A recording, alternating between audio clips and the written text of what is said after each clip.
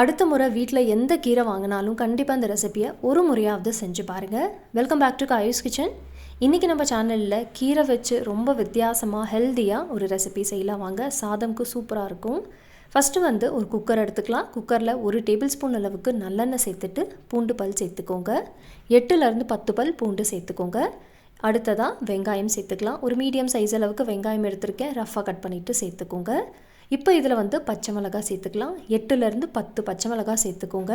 இந்த கடையல் பார்த்திங்கன்னா கொஞ்சம் காரமாக இருந்தால் தான் நல்லாயிருக்கும். ஸோ 8லேருந்து 10 பச்சை மிளகாய் நீங்கள் சேர்த்துக்கலாம். இதெல்லாம் நல்லா வதக்கணும். வெங்காயம் பச்சை மிளகாலாம் ஓரளவுக்கு நல்லா சாஃப்ட் ஆகிற வரலையும் வதக்கிக்கோங்க. அடுத்ததாக வெண்டைக்காய் சேர்த்துக்கலாம். 5லேருந்து 6 வெண்டைக்காவை இதே போல் கட் பண்ணிவிட்டு சேர்த்துக்கோங்க. இந்த வெண்டைக்காவை ஒரு 2லேருந்து 3 நிமிஷத்துக்கு மீடியம் ஃப்ளேம் வச்சுட்டு இந்த எண்ணெயிலே நல்லா வதக்கணும். ஒரு 70% வெண்டைக்காய் இதிலே நல்லா வெந்துடணும். அடுத்ததாக கத்திரிக்காய் சேர்த்துக்கோங்க. கத்திரிக்காய் பார்த்திங்கன்னா ஒரு 2 மீடியம் சைஸ் அளவுக்கு எடுத்திருக்கேன். ரஃப்பாக கட் பண்ணிவிட்டு சேர்த்துக்கோங்க. இதுவும் ஒரு 2லேருந்து 3 நிமிஷத்துக்கு நல்லா வதக்கிக்கலாம். பாருங்கள், நல்லா வதக்கியாச்சு. இப்போ இதில் தக்காளி சேர்த்துக்கலாம். 2 மீடியம் சைஸ் அளவுக்கு தக்காளியை 2ஆக கட் பண்ணிவிட்டு சேர்த்துக்கோங்க. இதோட கொஞ்சமாக புளி சேர்த்துக்கோங்க. புளி பார்த்திங்கன்னா ஒரு நெல்லிக்காய் சைஸ் அளவுக்கு எடுத்திருக்கேன். அடுத்ததாக இதில் கீரை சேர்த்துக்கலாம். நான் இன்றைக்கி சிவப்பு தண்டி கீரை எடுத்திருக்கேன். உங்களுக்கு எந்த கீரை வேணுமோ நீங்கள் எடுத்துக்கலாம். கீரையை 2-3 முறை நல்லா வாஷ் பண்ணிவிட்டு சேர்த்துருக்கேன். இதில் இப்போ ஒரு 1/2 கப் அளவுக்கு தண்ணி சேர்த்துட்டு குக்கரை க்ளோஸ் பண்ணிவிடுங்க. தண்ணி அதிகமாக சேர்க்காதீங்க. 1/2 கப் அளவுக்கு தண்ணி சரியாக இருக்கும். குக்கர் க்ளோஸ் பண்ணிவிட்டு 2 விசில் வச்சுக்கலாம். 2 விசில் வரட்டும். ப்ரெஷர் நல்லா ரிலீஸ் ஆன பிறகு நம்ம ஓப்பன் பண்ணி பார்க்கலாம். பாருங்கள், நல்லா வெந்திருக்கு. இப்போ இதில் நம்ம தேவையான அளவு உப்பு சேர்த்துக்கலாம். உப்பு சேர்த்துட்டு இதை கோர்ஸாக கிரைண்ட் பண்ணணும். ஸ்மூத்தாக அரைக்கக்கூடாதுங்க.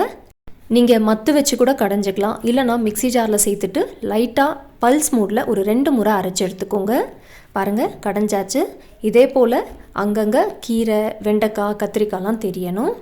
பாருங்கள், திக்னஸ் இப்படி தான் இருக்கணும். இதிலேருந்து தண்ணியாக இருக்கக்கூடாது. இது இப்போ இருக்கட்டும்.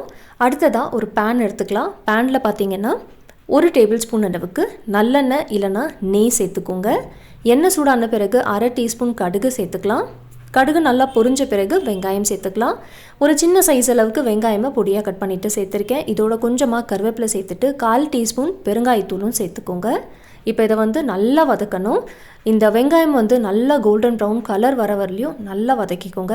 வெங்காயம் நல்லா வதங்கினாதான் இந்த கடையல் நல்லா டேஸ்டியாக இருக்கும். இப்போ நல்லா வதக்கின பிறகு கடையலில் எடுத்து சேர்த்துக்கலாம். அவ்வளோதாங்க, நல்ல ஹெல்த்தியாக கீரை, வெண்டைக்காய், கத்திரிக்காய் கடையல் ரெடி ஆகிடுச்சு. ரொம்ப நல்லா இருக்கும். ரொம்ப ரொம்ப ஹெல்த்தியான ரெசிபி. கண்டிப்பாக செஞ்சு பாருங்கள். இந்த கடையல் பார்த்திங்கன்னா சாதமில் பிசைஞ்சு சாப்பிடலாம். இல்லைனா ராகி களி இருக்குல்ல, அதை வச்சு சாப்பிடலாம். ரொம்ப நல்லாயிருக்கும். தோசைக்கும் ரொம்ப நல்லாயிருக்கும். ஸோ கண்டிப்பாக இந்த ரெசிபியை செஞ்சு பார்த்துட்டு உங்கள் ஃபீட்பேக் எனக்கு ஷேர் பண்ணுங்கள்.